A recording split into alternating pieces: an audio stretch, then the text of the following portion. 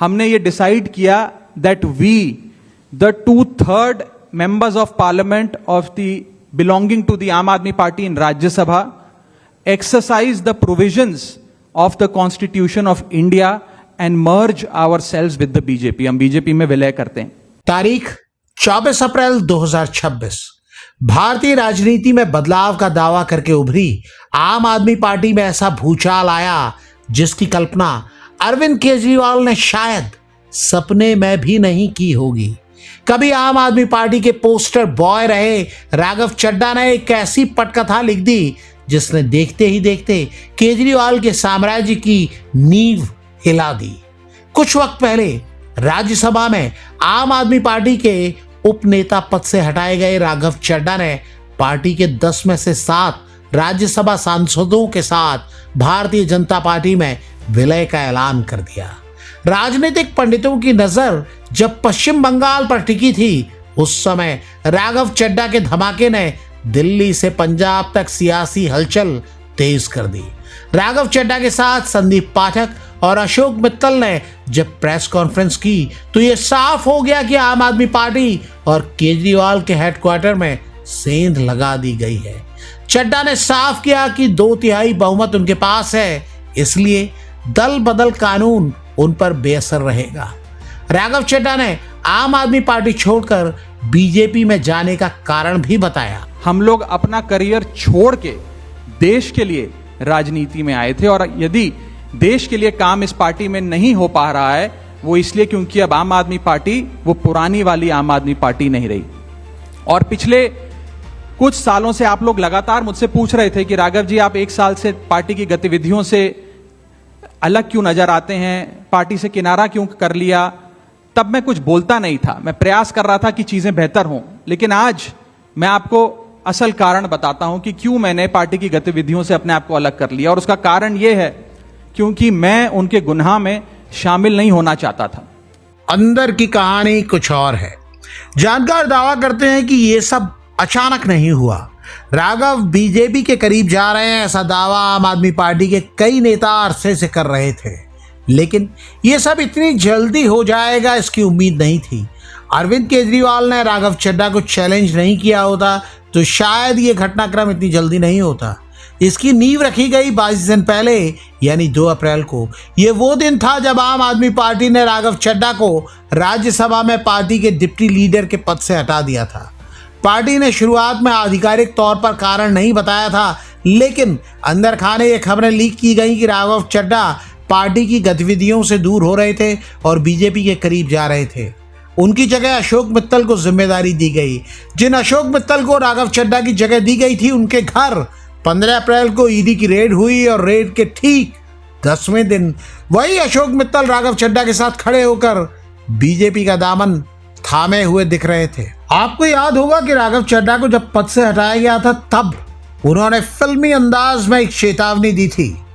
Superhit film धुरंधर के dialogue के जरिए राघव चड्ढा ने अरविंद केजरीवाल को चेतावनी दी थी, हर झूठ का पर्दाफाश होगा, क्योंकि मैं घायल हूं इसीलिए घातक हूं, मेरी खामोशी को मेरी हार मत समझना। राघव ने तभी साफ कर दिया था कि वो चुप बैठने वालों में से नहीं है। उन्होंने सभी आरोपों को सिरे से खारिज किया था और कहा था कि वो राज्यसभा में हंगामा करने नहीं बल्कि जनता के मुद्दे उठाने जाते हैं। लेकिन असल में राघव चड्ढा अंदर ही अंदर एक ऐसी रणनीति तैयार कर रहे थे जो आम आदमी पार्टी को बड़ा झटका देने वाली थी।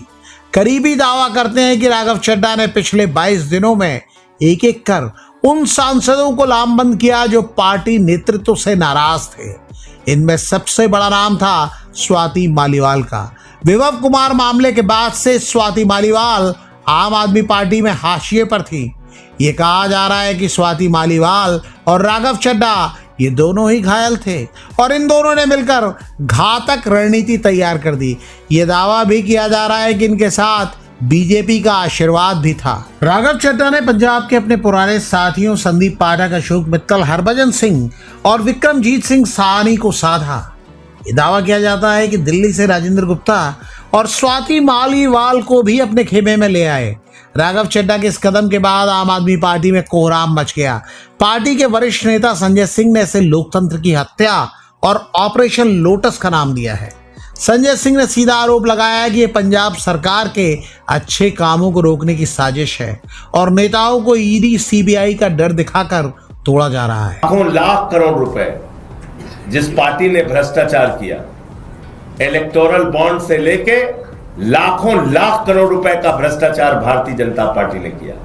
आजादी के बाद से दुनिया की सबसे भ्रष्ट पार्टी का नाम है भारतीय जनता पार्टी। उस पार्टी में कोई शामिल हो रहा है और ईमानदारी की बात कर रहा है, इस पर कोई यकीन करेगा?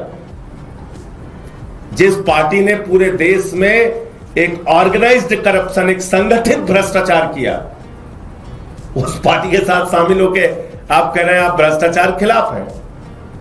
आम आदमी पार्टी जिस समय सदमे में है, तब कांग्रेस भी उस पर चोट कर रही है। कांग्रेस नेता सुरेंद्र राजपूत ने सीधे अरविंद केजरीवाल पर निशाना साधा है और पूछा है कि आखिर उनका अनुशासन कहां गया। राजपूत ने यह भी पूछा है कि केजरीवाल खुद कब बीजेपी में शामिल हो रहे हैं। केजरीवाल जी, कहां हो आप और कहां है आपकी वो पार्टी जो कांग्रेस के ऊपर लगातार आरोप लगाती थी कि कांग्रेस पार्टी के तो जीते विधायक सांसद पार्टी छोड़ करके भाजपा चले जाते हैं। आपकी तो पूरी राज्यसभा की पूरी पार्टी संजय सिंह जी को छोड़ करके, क्योंकि वो नेता है, चली गई ना भारतीय जनता पार्टी में।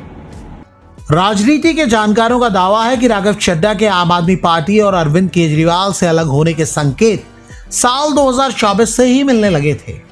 जब केजरीवाल की गिरफ्तारी हुई तब राघव चड्ढा की चुप्पी ने सबको चौंकाया था। फिर 2025 के दिल्ली चुनाव के दौरान आम आदमी पार्टी से वो लगभग दूर रहे।